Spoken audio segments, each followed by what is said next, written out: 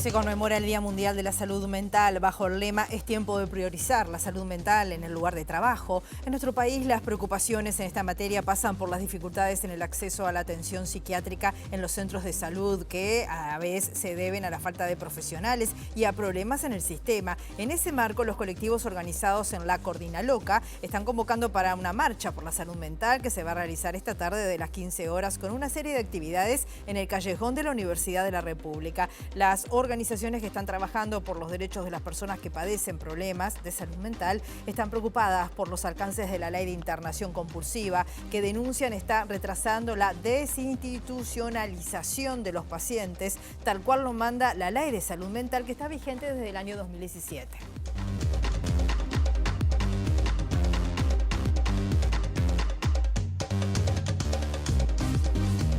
¿Qué tal? ¿Cómo están? Bienvenidas, bienvenidos a MBD Noticias. Comenzamos con la información. Con 20 grados a esta hora aquí en Montevideo, en una jornada que va a seguir con el cielo nuboso, cubierto, con probables precipitaciones, con neblinas. Una máxima anunciada de 21 grados, según está informando a esta hora Inumet. Estamos viendo, como siempre, las cámaras del Centro de Gestión de Movilidad de la Intendencia de Montevideo. Empezaron entre Cannstatt y Busquets. Hay carga y descarga hasta las 15 horas. En Gurí, entre Javier de Viana y 21 de septiembre, hasta las 18 horas también hay trabajo allí de carga y descarga. En Gomenzoro, entre María Orticochea y Millán, hasta las 17 horas están trabajando, en ese caso, en saneamiento.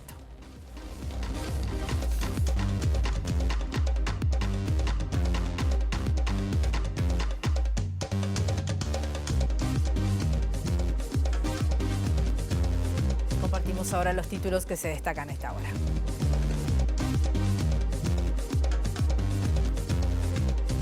La Institución Nacional de Derechos Humanos dio por finalizadas las últimas excavaciones en el servicio de material y armamento sin hallazgos en el predio. Se examinaron los 8.000 metros del predio. FENAPES denunció penalmente al director de Educación, Gonzalo Baroni, luego que el jerarca dijera que el próximo paro del sindicato 15 y 16 de la próxima semana es terrorismo. Con la presencia del presidente de la República, Luis Lacalle Pou, y la ministra de Economía, Azucena Arbeleche, el gobierno presentó el nuevo sistema de aterrizaje instrumental que permite a las aeronaves descender en condiciones adversas. El Partido por los Cambios Necesarios, que reúne a exintegrantes del movimiento Un Solo Uruguay, plantea reducir el gasto del Estado y bajar la cantidad de funcionarios jerárquicos. El Premio Nobel de Literatura 2024 fue otorgado este jueves a la escritora surcoreana Han Kang. La Academia Sueca destacó la intensa prosa poética que afronta traumas históricos y expone la fragilidad de la vida humana. Es la primera surcoreana que recibe este prestigioso premio. Las fuerzas de paz de ONU apostadas en Líbano denunciaron que fueron blancos de ataques israelíes que hirieron a 2 de sus soldados, mientras que en otro episodio 5 socorristas resultaron muertos, mientras continúan los enfrentamientos entre el ejército israelí y Hezbollah en el sur del Líbano.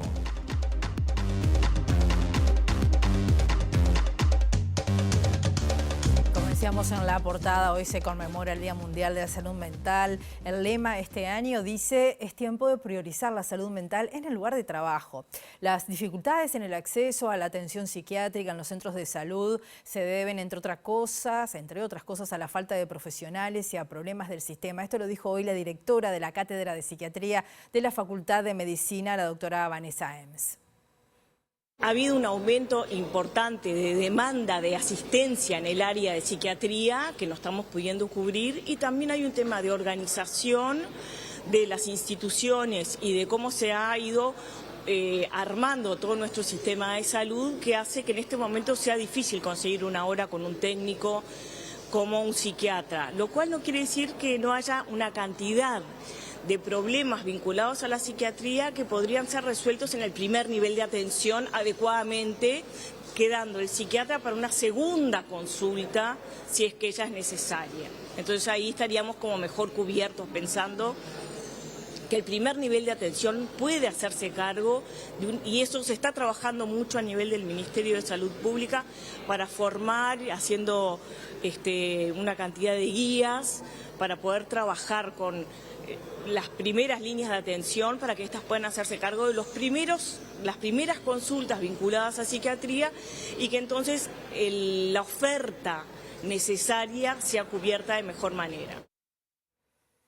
Y desde las 6 de la tarde se va a estar llevando una actividad, una marcha por la salud mental, es organizada por la Coordinaloca. Reúne un conjunto de organizaciones de la sociedad civil y de la academia que están trabajando por el reconocimiento de la salud mental como un padecimiento. Las actividades comienzan en realidad a las 15 horas con una concentración allí en el callejón de la Universidad de la República para luego marchar hacia la Plaza Liber Sereni. En ese contexto, los colectivos están manifestando su preocupación por la recientemente aprobada ley de internación compulsiva.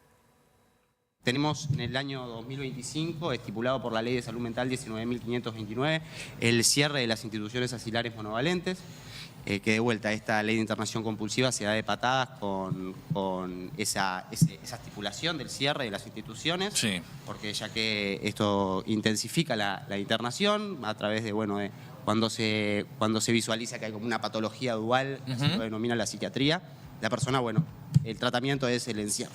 Me tocó hace poco visitar a un compañero en el Villar de Boy, el lugar está físicamente tirado abajo, ¿no? Claro. Sabiendo que no se puede ir más allá de la sala o de los patios para ver cómo está el compañero conviviendo. O sea, no están en las condiciones aptas, No están, creo que en sí, pienso no, sabemos que no, hay un Estado de Derechos Humanos ahí interviniendo en un tiempo, sigue estándolo, con tema de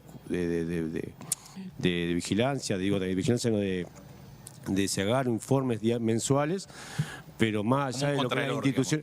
Como un contralor, digamos. Como un contralor, ahí va, lo que las instituciones lo que hacen, es hasta ahí nomás, ¿no? Y a un año de su creación, el espacio Contás es un servicio muy importante, gratuito, que da la Intendencia de Montevideo y además forma parte de una red de atención en salud mental, justamente de la comuna capitalina. Está atendiendo a unos 200 adolescentes. Contás es atendido por un equipo de psicólogas, psiquiatras y trabajadoras sociales y se plantea como un espacio totalmente dedicado a las y los adolescentes. Los únicos requisitos es la edad y ser de Montevideo, no importa si te atendés en un prestador privado, público, etcétera. Ya con esos datos se le pasa al equipo técnico y el equipo técnico tiene 48 horas hábiles, digamos, para contactarse, para llamarte. Los y las jóvenes y las adolescencias son parte de la población que tiene muchísimo sufrimiento psíquico, muchísimo dolor, muchas veces acumulado, vinculado a, no siempre, que a veces pensamos que porque alguien se siente mal hay una patología, ¿no? O un trastorno, sino muchas veces a la forma en cómo nos vinculamos, cómo nos relacionamos, cómo socializamos, que nos genera distintos sufrimientos, y el espacio Contás permite ese primer espacio de escucha. En el espacio Contás contempla hasta 12 encuentros en instancias grupales o individuales y si ven que efectivamente hay quien requiere otro tipo de tratamiento, se lo acompaña hasta esa instancia. Acá viene gente de todo Montevideo. Estábamos viendo los números y, por ejemplo, uno de los municipios de donde viene más gurizada es del municipio A, de toda la zona oeste, y en realidad también el espacio Contás le da boletos a los gurises y las gurisas para que a lo largo de esos 2 encuentros el traslado no sea un peso que dificulte el acceso a este espacio.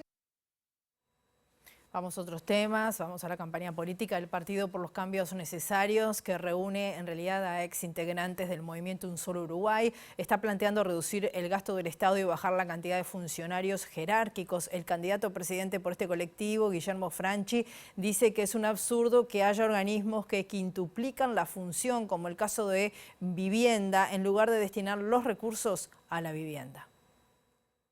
Por los cambios necesarios se presenta como un partido convencional y en sus principios fundacionales de enero de 2024 se plantea una renovación profunda en la democracia, desterrando los privilegios, la idea de vivir de la política, la displicencia en el gasto de los dineros públicos, algunos de los temas que fueron planteados en enero de 2018 cuando se autoconvocaron en Durazno, movimiento que luego se transformó en Un Solo Uruguay. El problema de Uruguay sigue siendo lo planteado en aquel momento, reformado o inclusive hasta agravado en algunos aspectos al día de hoy. Hay más de 20.000 personas que ocupan un puesto en el Estado jerárquico. Es absolutamente desmedido acorde a la realidad poblacional de este país. Entonces hay que eliminar por lo menos 3/4. O O sea, 15.000 personas que hoy tienen una designación política no tendrían que estar en el Estado. Y si nosotros llegamos al gobierno, indudablemente que lo vamos a hacer por todas las vías, por las vías de decreto, a través o a través legal, o inclusive con reforma constitucional. Pero es un absurdo que haya organismos que quintuplican la función, por ejemplo, en el caso de la vivienda. Claro. Tema que está permanentemente en las campañas electorales arriba de la mesa. Ahora, nunca llega a solucionarse, ¿no? Y claro, el tema es que usted tiene 5 organismos que dependen del Poder Ejecutivo que se dedican exactamente a la misma función, y es el Ministerio de Vivienda, la Agencia Nacional de Vivienda, el Banco Hipotecario del Uruguay, BPS y MEVIR. Todos se dedican a lo mismo, entonces el 90% del presupuesto asignado queda en gasto operativo y no en la construcción de vivienda, que es lo que precisa la gente. Y la candidata a la vicepresidencia por Cabildo Abierto, Lorena Quintana, se refirió a las últimas encuestas que denotan una baja en la intención de voto para su partido. Dijo que hay un voto no declarado por su partido porque, según ella, no es tan fácil decir públicamente que se vota a Cabildo Abierto. Sin duda que quisiéramos que fueran más altas las encuestas. Entendemos que también en el 2019 daban muy por debajo de lo que fue después el 11% que tuvo Cabildo Abierto en la elección. También creemos que a veces decir que votás a Cabildo Abierto no es tan fácil. Hay temas que trata Cabildo Abierto que hay una aplanadora mediática que te viene encima cuando tratas estos temas. Cabildo Abierto se para hoy en defensa de la vida y por eso decimos estar en contra del aborto y de la eutanasia y entender que tenemos que defender la vida como el primer derecho humano. Cabildo Abierto habla de la familia, entiende que hay que priorizar las políticas de familia, que una familia fuerte puede prevenir los problemas que hoy tiene Uruguay con los adolescentes, como los intentos de autoeliminación, como los consumos de sustancias. Cabildo Abierto hoy se para en contra de la ideología de género que hay en la educación y es el único partido político que en esta campaña trae este tema. Los otros no lo traen y probablemente no hagan nada para cambiarlo. Entonces hoy decir que sos de Cabildo Abierto también es pensar esto. El tema de las adicciones es uno. Entendemos que lo que hoy se está haciendo en Uruguay como política de prevención es equivocado, que no podemos basar toda nuestra política solamente en disminuir el daño. Eso es como que en salud solo hagamos cuidados paliativos. Nosotros creemos que hay que lograr que sean menos los uruguayos que hoy tienen el problema del consumo de sustancias, que sea a edades más tardías que se inician los consumos de sustancias y para eso hay que cambiar el eje de la política de droga hacia política de prevención y por supuesto también mejorar el acceso al tratamiento. El presidente de la República, Lacalle Pou, en medio de una inauguración de un tramo de la Ruta 30 que conecta Artigas y Tranqueras en Rivera, volvió a hablar de la campaña electoral. Luego de decir que no intervendría en la campaña, remarcó que su gobierno optimizó los recursos y criticó a los dirigentes políticos por estar alejados, dijo, de la realidad. ¿Saben por qué se hizo más? Porque se cuidó la plata, porque se respetó a la gente. Porque este gobierno va a terminar sin un peso tirado ni en el río, ni un peso tirado en obras faraónicas que después no salían. Este gobierno termina optimizando los recursos. En estos días de campaña electoral, a la cual yo no puedo participar y no lo voy a hacer, pero uno escucha algunas declaraciones que están lejos de la realidad. A mí me da la sensación que algún dirigente político habría que hacerle un tour guiado por el Uruguay. Para que conozca, para que sepa lo que está pasando. Porque cuando uno parte de una base que no es cierta, después va a ser muy difícil hacer las cosas. Si uno no tiene un diagnóstico real, un diagnóstico acabado, y no estoy hablando de las grandes obras ni de los grandes pueblos. Y la fórmula del Frente Amplio de gira por el departamento de Maldonado reivindicó el papel de la política, se insistió en que no se entrará en agravios y se llamó también a trabajar por un país unido. La construcción de este país se ha hecho a partir de la lucha de tantos y tantas de los distintos partidos políticos. Y no se merece el sistema político uruguayo que en vez de hablar de las cosas reales y de los problemas de nuestro pueblo, entremos a adjetivar, a descalificar o a hablar con mucha vulgaridad o banalizar la discusión. No van a encontrar en nosotros jamás un agravio porque le hace daño no solo a la persona que uno agravia y al partido que representa, sino al sistema político todo. Nosotros vamos a seguir hablando de nuestras propuestas, vamos a seguir poniendo y contrastando lo que son experiencias de gobierno, porque de eso se trata. Y es lo más sano que se puede hacer en política y es lo que la gente está esperando. Porque mientras pasan cosas tristes y otras cosas que no son tan tristes, mientras pasan cosas de nuestro pueblo, nosotros nos ponemos a discutir si debatimos, si no debatimos, si dijiste, ¿qué opina de lo que opino? No, ¿saben qué? Vamos a seguir mirando para adelante, juntándonos con nuestra gente, elaborando propuestas concretas. Porque en definitiva, cuando uno agrede a una colectividad política, no solo agrede a la persona de repente que está al frente, sino a todo un pueblo que está atrás, que tiene confianza. Entonces cuando nos agreden a nosotros, están agrediendo a nuestro Frente Amplio. Y nuestro Frente Amplio no es más ni menos que un partido político que se instaló allá a partir del 71 y hoy es más del 40% de nuestra población. Y lo mismo de los partidos vigentes en el Uruguay, no lo vamos a hacer. El expresidente de la República, José Mujica, reiteró que está en contra de la reforma que impulsó el PIT-CNT. En una entrevista concedida al diario El Observador, sostuvo que el plebiscito crea una circunstancia dramática, pero que lo más dramático es no tener la manija del gobierno. En otro orden, habló también de otros temas de actualidad política. Dijo que le gustaría que Álvaro Villar, actual director del Hospital de Clínicas, fuera el candidato a la Intendencia de Montevideo. El expresidente concedió la primera entrevista al diario El Observador luego de haber estado internado como consecuencia del tratamiento que viene realizando para tratar el tumor de esófago que le fue diagnosticado. Mujica se refirió a varios temas de la actualidad política como el plebiscito de la seguridad social. Opinó que esta iniciativa crea una circunstancia dramática, pero agregó que lo más dramático es no tener la manija del gobierno. También hizo referencia a la actualidad de su sector político, el MPP, y a las figuras que vislumbra como destacadas para el futuro del Frente Amplio. Respecto a un posible candidato a la Intendencia de Montevideo, Mujica reflexiona que a él le gustaría que fuera Álvaro Villar, actual director del Hospital de Clínicas, por su calidad humana para tratar los problemas de la gente y porque agarró ese Hospital de Clínicas e hizo maravillas, dijo. Respecto a su legado, el expresidente dijo que le gustaría ser recordado como un viejo que valoraba la vida y llamó a vivir la vida porque es hermosa y vale la pena vivirla al mango. La aventura de la vida es hermosa y vale la pena vivirla al mango. Hay que saber que se acaba y como tal hay que usarla. Nadie te la va a devolver. ¿Siente que usted vivió la vida al mango? Sí. Sí, enormemente, siempre. En el acierto y en los errores y en todo. Mi vida es intransferible, irrepetible. Va a haber mejores vidas que la mía, y superiores,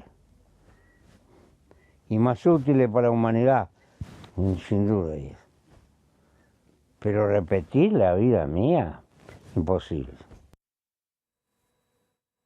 En la Organización Nacional de Asociaciones de Jubilados y Pensionistas del Uruguay aseguran que las propuestas de la campaña electoral destinadas a las personas mayores son muy escasas. Con respecto al plebiscito sobre el sistema previsional, la UNASPU le otorgó libertad de acción a los distintos colectivos que la componen. Acá no estaba puesto el énfasis plebiscito sí, plebiscito no. Era sí lo que se planteó o libertad de acción. Pero lo plantearon los propios asambleístas, éramos más de 177 personas. Nosotros recordar que la UNASPU tiene filiales a lo largo y ancho del país. Vale decir que aquellas asociaciones que en sobre, bienvenido sea, y que las que decidieron dejar en libertad de acción, también bienvenido sea. Lo que sí elaboramos fue un documento qué seguridad social queremos los adultos mayores o pretendemos tener los adultos mayores, con propuestas, como hacemos siempre. Alcanzamos a todos los presidenciables incluido un sistema nacional integrado de cuidados que para nosotros se nos va la vida y es imperioso poner el énfasis en el cuidado. Y cuando hablamos cuidado no hablamos solamente de nuestros veteranos, de nuestras viejas y viejos. Hablamos también de niños y de personas con falta de capacidad o capacidades diferentes, discapacitados. Ese documento ya llegó a los presidenciables, es más, los invitamos, el que quisiera venir podría llegar o nosotros ir a conversar, porque hemos escuchado y visto muy escasas las propuestas hacia la real necesidad de los adultos mayores. Y no hablamos solo de jubilaciones y pensiones, porque la seguridad social es más que eso. Recibimos ahora a nuestro periodista Eduardo Delgado desde el aeropuerto de Carrasco porque allí se inauguró un nuevo sistema de aterrizajes con la presencia del presidente de la República y de la ministra de Economía. ¿Cómo estás, Eduardo? Bienvenido, buen mediodía.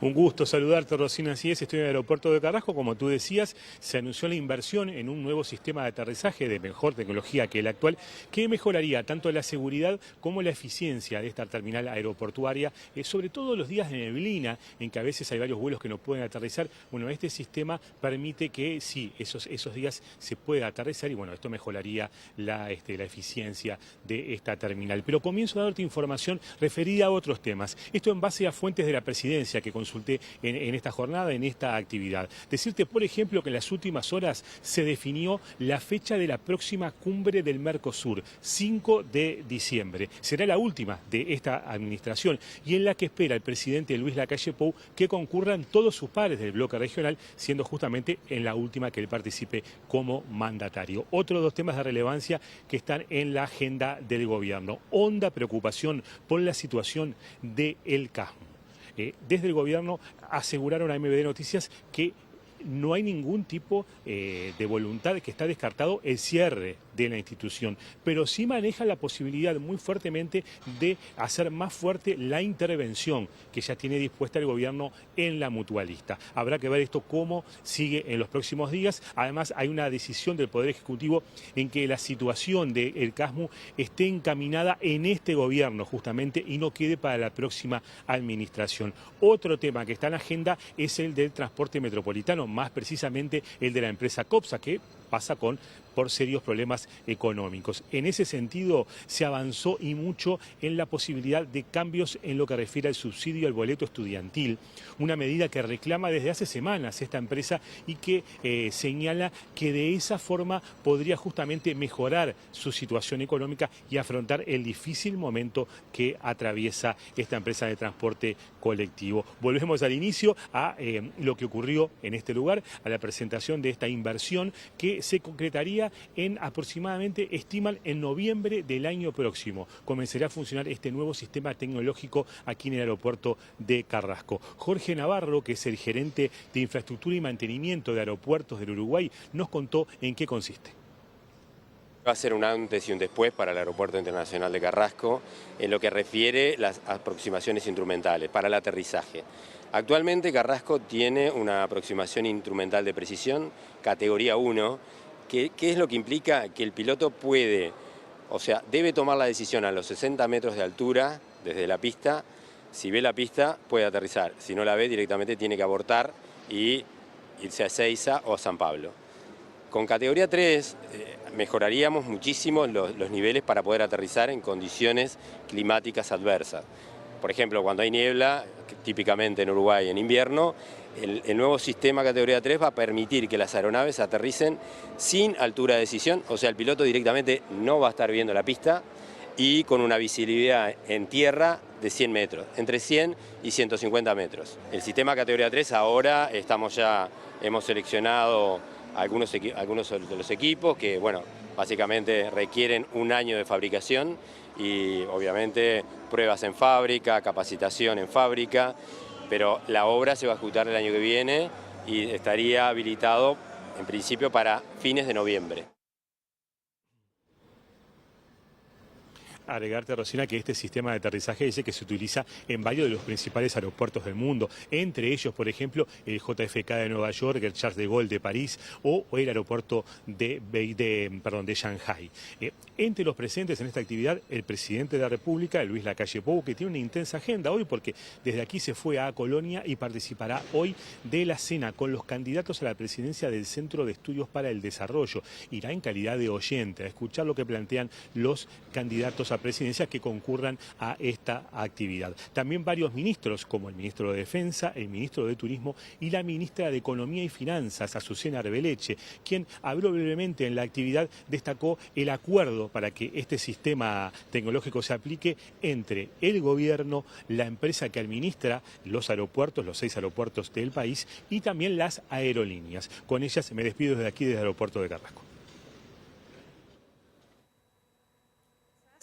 Hemos insistido que parte de las inversiones que se hacían dentro del sistema nacional de aeropuertos internacionales, dentro de estas inversiones teníamos que contar con este sistema de aterrizaje que nos permitiera aterrizar, un sistema que nos permitiera aterrizar aún en situaciones adversas climáticas.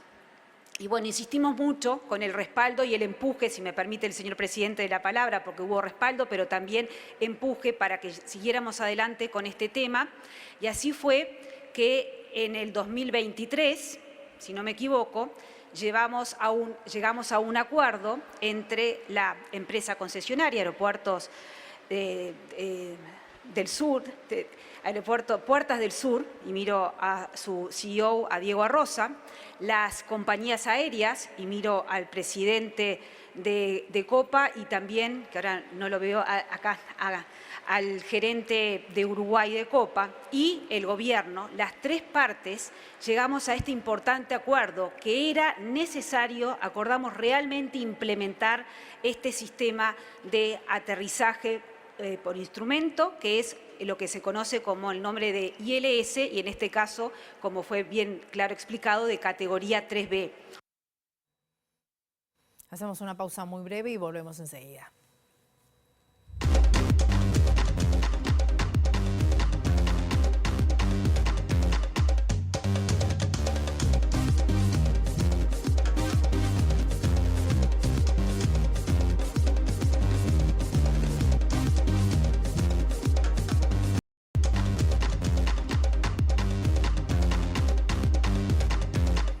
Bloque de MB Noticias. Continuamos con la información con 20 grados a esta hora aquí en Montevideo. El integrante de FENAPES, Emiliano Mandasen, denunció que la administración de la ANEP implantó una política de miedo y persigue a docentes y estudiantes que han querido resistir a la llamada transformación educativa.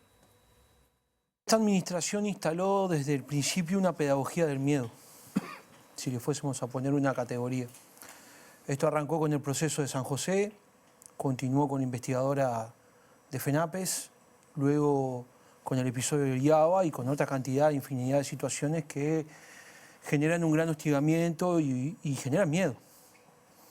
Entonces creo que fue una política planteada claramente para todo aquel que quisiera de alguna manera levantar la voz y tratar de manifestar de alguna manera capacidad de organización para, por ejemplo, resistir una transformación educativa que terminó comprobando que es un profundo retroceso para la educación pública uruguaya. Es complejo, es duro, pero bueno, creemos que el gremio docente en general ha mostrado un acervo de resistencia y de profesionalismo brutal ante tanto atropello, y creo que, bueno, que la síntesis la van dando los diferentes espacios, las asambleas técnico-docentes, los colectivos que se siguen agrupando más allá de las persecuciones, las carteleras sindicales que están vivas, los gremios estudiantiles que se continúan organizando. Entonces, creo que esa política del miedo tiene un primer golpe que es, bueno, desestructurar, después viene una etapa de mucha bronca y después viene una etapa, como se está viendo ahora, de reorganizarse,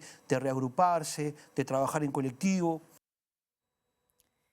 Y FENAPES denunció penalmente al director de Educación, Gonzalo Baroni, esto luego de que el jerarca dijera que el próximo paro del sindicato de docentes es terrorismo. El sindicato de docentes señala que Baroni acusó de terrorismo por ejercer legítimamente el derecho a huelga. Además presentaron una denuncia ante la relatora especial sobre el derecho a la libertad de reunión pacífica de la ONU.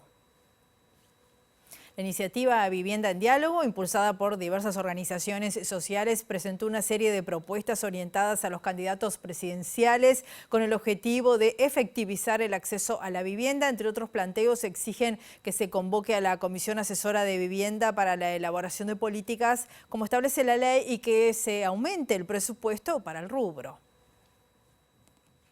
La plataforma social sobre problemas y propuestas para la efectivización del derecho a la vivienda adecuada y digna fue elaborada por numerosas organizaciones en diálogo con la academia, entre las que se cuentan cooperativas de viviendas, gremios, colectivos barriales, ollas populares y el Centro Interdisciplinario de Estudios sobre el Desarrollo, CIEDUR. Se planteó una serie de cuestiones, pero sobre todo transversalizando la importancia de la participación de la sociedad civil organizada, de la Universidad de la República en este marco en que venimos trabajando para generar esas políticas públicas, y por ello reclamamos que, una vez que se instale el nuevo gobierno después de las elecciones, sea convocada la COAVI, que es la Comisión Asesora de Vivienda, que está prevista en la Ley de Vivienda, que como sabemos nuestro país cuenta desde hace más de 50 años con una Ley de Vivienda, y es una comisión donde permite esta participación de diferentes grupos, entre ellos organizaciones, movimientos y la universidad, porque queremos ser partícipes de generar las medidas para la política pública. También entre las medidas que marcamos es la necesidad de contar con un mayor presupuesto.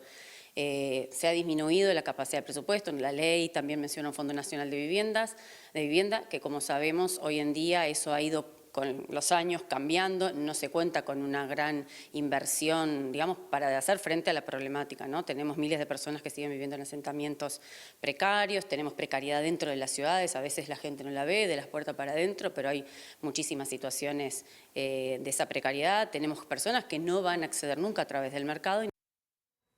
40 trabajadores y trabajadoras de la organización de la sociedad civil que se llama Hilando Vida se manifestaron este mediodía, lo hicieron frente al Mides en reclamo de salarios adeudados desde mayo a julio, cuyo pago fue retenido por incumplimientos de representantes de la sociedad civil. Hilando Vidas atendía 2 centros de 24 horas para personas mayores de 65 años con dependencia leve y moderada en Tranqueras, Rivera, y dejó de funcionar por irregularidades en la presentación de certificados, lo que afectó a las personas que atendían los centros. Hasta el momento no han tenido absolutamente ninguna respuesta del Mides. Somos 6 trabajadores de Hilando Vidas, una organización que atendía 2 centros 24 horas Mides, de atención leve moderada. Cada centro tenía 25 usuarios, lo cual venció el contrato el 30 de junio, estuvimos trabajando un mes más sin contrato. Sí, el Mides nos había anunciado la contratación de un año más de trabajo por las buenas evaluaciones que habíamos tenido en los centros, por las gestiones. No así, había una mala gestión por parte de la organización, de la parte de rendiciones. Bueno, ahí empezamos en comunicación por la preocupación que teníamos de la continuidad nuestra, nos enteramos de un día para el otro que quedábamos sin trabajo y que absorbía otra organización. No podemos tener a los trabajadores de rehén de la situación de rendición de la organización, son dos cosas totalmente distintas. Eso por un lado. Por el otro lado, en realidad la continuidad en cierta parte le responsabilizamos a la directora nacional de cuidado que depura la lista, y cuando se le consulta al director general de calle dice que no hay ningún motivo para depurar la lista, empezando de que es un abuso de poder, lógicamente, y por el otro lado que no hay ningún concepto negativo de ninguno de los trabajadores. Parte de la población que se atendía en los 2 centros de 24 horas fue derivada a otros centros y el resto se dio a otra organización. La Corte Electoral va a comenzar la próxima semana con el análisis de las firmas presentadas por Cabildo Abierto para llevar adelante el plebiscito de la campaña por una deuda justa. Se van a enumerar las papeletas y luego se van a verificar si las mismas corresponden a quienes presentaron las firmas. A partir de la semana que viene, pese a que naturalmente la prioridad son la preparación de las elecciones, vamos a comenzar con el análisis de las firmas para la interposición del recurso, que es la tarea comienza con la numeración de las papeletas. Primero se enumeran todas las papeletas presentadas para verificar tener el universo de papeletas que habrá que revisar oportunamente, y lo que resolvió la Corte es que una vez que culmine esta primera etapa de numeración de las papeletas, ahí veremos en función de cómo está la actividad, la organización de las demás actividades electorales, cuándo y cómo comenzamos con la segunda etapa, que es ya la verificación de la habilitación de los que firmaron y bueno, si la firma estampada en la papeleta corresponde a quien dice ser. Además, el ministro de la Corte se refirió a los efectos que tienen los votos en blanco o anulados en las elecciones. En lo que tiene que ver con los plebiscitos, para que resulten aprobados, tienen que tener la mitad más uno de los habilitados, de los votantes, del universo de votantes. Y el votante es el que votó por un partido o el que votó en blanco o el que votó anulado, o sea, el que concurrió a votar. En el caso de los cargos, presidentes, senadores, diputados, los votos que se tienen en cuenta son los votos a partidos. Entonces, por eso el distinto tratamiento del voto en blanco y anulado. Hacemos otra pausa y volvemos enseguida.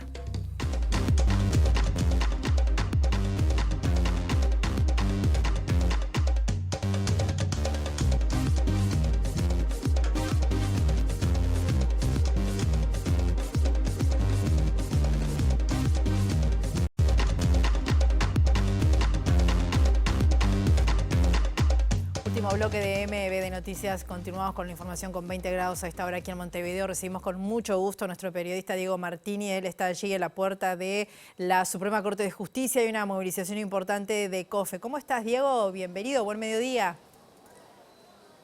¿Qué tal, Rosina? Buen mediodía para vos, todas y todos. Así es, acaba de finalizar esta movilización con convocatoria de COFE, el gremio que nuclea a todos los trabajadores estatales, porque 50 trabajadores se presentaron ante la Suprema Corte de Justicia presentando un recurso de inconstitucionalidad por derechos adquiridos que fueron eliminados a raíz de una modificación que hubo en la ley que modifica justamente la licencia médica de trabajadores públicos. Esto hace que tengan menos días para poder tomarse y, según han manifestado, eso hace también que varios trabajadores, aún estando enfermos, hayan ido a trabajar. Recordemos que también en junio de este año representantes de COFE se presentaron justamente ante la OIT, la Organización Internacional del Trabajo en Ginebra, por entender que también había algunas violaciones a los derechos de los trabajadores que fueron adquiridos justamente por estos cambios que tuvo la Dirección Nacional de Servicio Civil del Estado, donde se modificaron justamente las licencias médicas. Hablamos hace un rato con Martín Pereira, representante de COFE, y esto nos decía. ¿Por qué se da esta movilización hoy de COFE?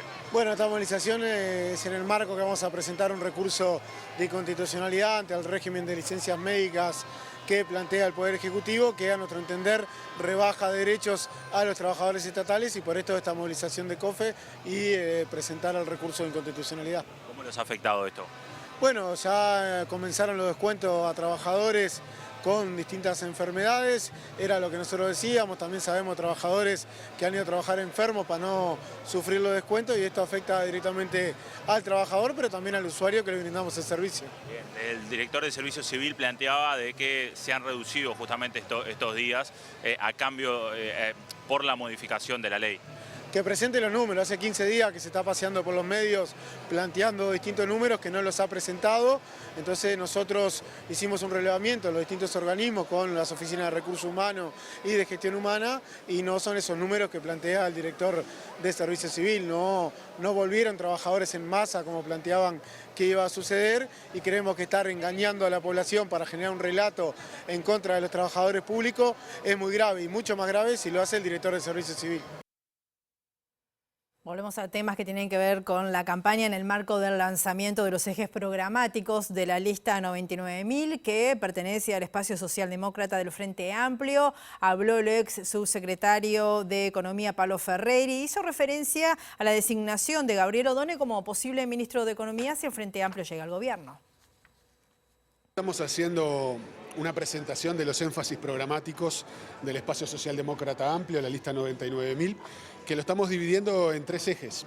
Lo que tiene que ver con aspectos sociales, luego con aspectos del mundo del trabajo y el Uruguay productivo, y también, como estamos lanzando nuestra lista departamental en Montevideo, tenemos una batería de propuestas para el departamento, para nuestro querido Montevideo. Nosotros queremos un país más próspero, más desarrollado, con más crecimiento, más moderno, más inclusivo, más diverso, y queremos que esa prosperidad ocurra de manera compartida entre todos los uruguayos. ¿Qué opinión tiene usted acerca del nombramiento de Odone allí a la cartera de Economía? Bueno, yo le podría hacer comentarios en tres planos: el personal, el profesional y el político. En el ámbito personal, estoy hablando de alguien a quien conozco mucho, hace muchos años, y antes que nada es una muy buena persona. Y yo creo que eso para la política o para cualquier actividad humana es fundamental. Estamos hablando de una muy buena persona. En el ámbito profesional es alguien muy destacado que puede desempeñar con éxito cualquier posición vinculada a su profesión.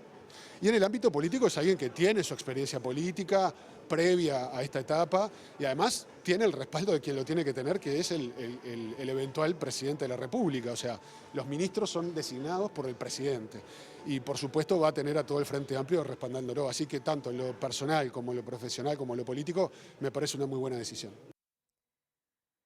La Institución Nacional de Derechos Humanos dio por concluidas las últimas excavaciones en el servicio de material y armamento sin hallazgos en el predio. El terreno tiene poco más de 8.000 metros cuadrados y allí se excavaron 826 trincheras. Las tareas de búsqueda se habían suspendido hace 2 años ante la rotura de un cable de alta tensión que puso en riesgo la vida de los integrantes del equipo que justamente estaba trabajando en ese lugar.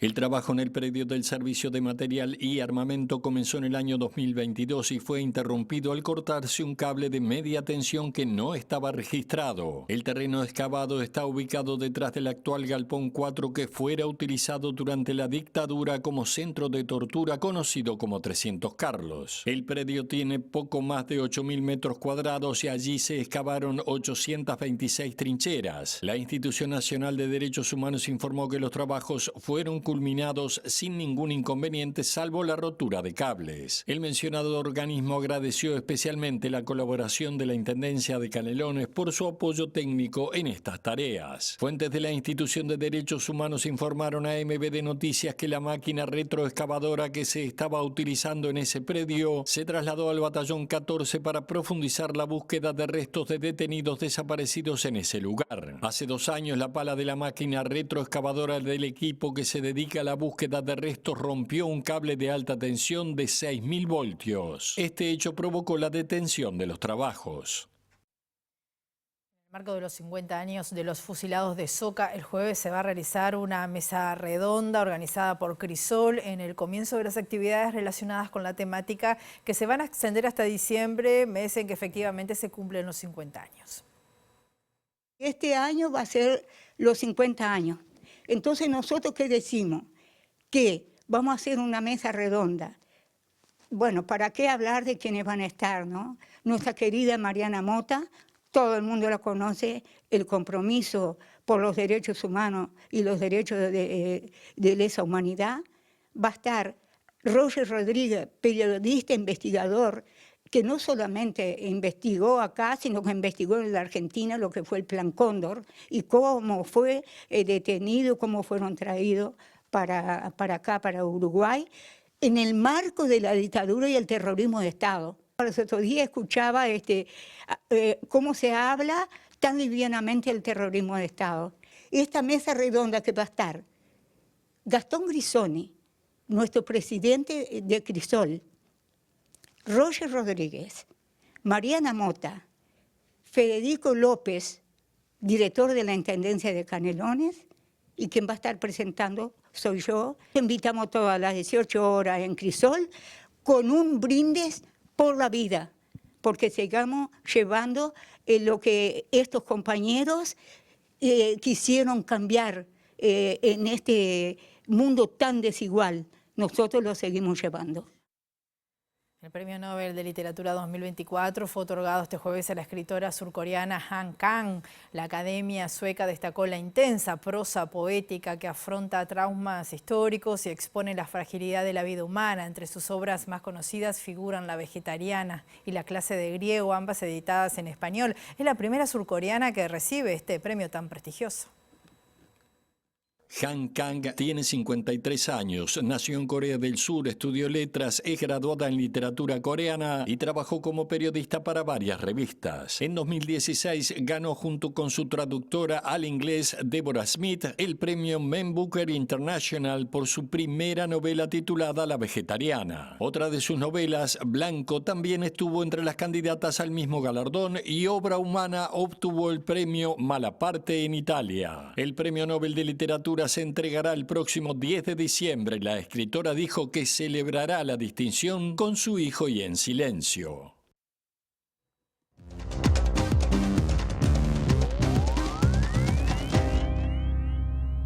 Las fuerzas de paz de la ONU apostadas en el Líbano denunciaron que fueron blanco de ataques israelíes que hirieron a 2 de sus soldados, mientras que en otro episodio 5 socorristas resultaron muertos.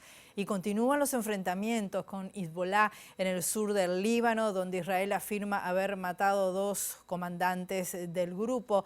Entre tanto, en Gaza, al menos 28 palestinos murieron y más de 54 han resultado heridos este jueves tras un bombardeo israelí contra una escuela en el centro de la franja que albergaba a personas desplazadas. Esto lo informó el Ministerio de Salud palestino.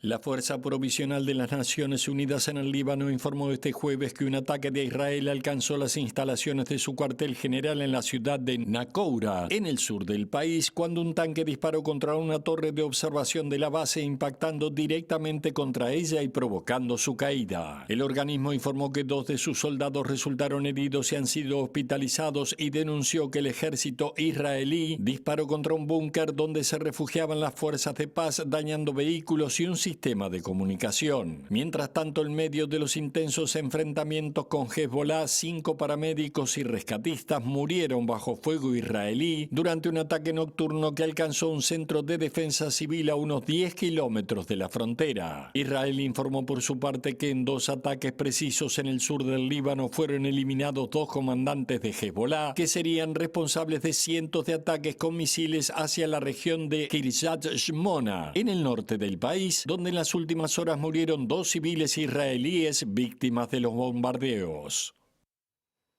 Nos vamos y volvemos a las 18:55 con la edición central de MBD Noticias, mañana a las 8, la primera edición. Hasta luego, que pasen muy bien.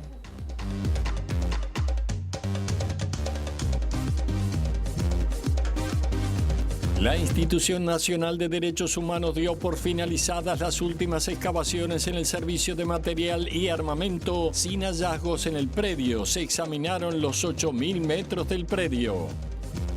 FENAPES denunció penalmente al director de Educación, Gonzalo Baroni, luego que el jerarca dijera que el próximo paro del sindicato 15 y 16 de la próxima semana es terrorismo. Con la presencia del presidente de la República, Luis Lacalle Pou, y la ministra de Economía, Azucena Arbeleche, el gobierno presentó el nuevo sistema de aterrizaje instrumental que permite a las aeronaves descender en condiciones adversas.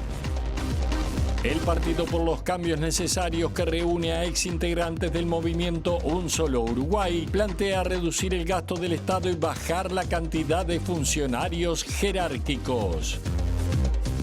El Premio Nobel de Literatura 2024 fue otorgado este jueves a la escritora surcoreana Han Kang. La Academia Sueca destacó la intensa prosa poética que afronta traumas históricos y expone la fragilidad de la vida humana. Es la primera surcoreana que recibe este prestigioso premio.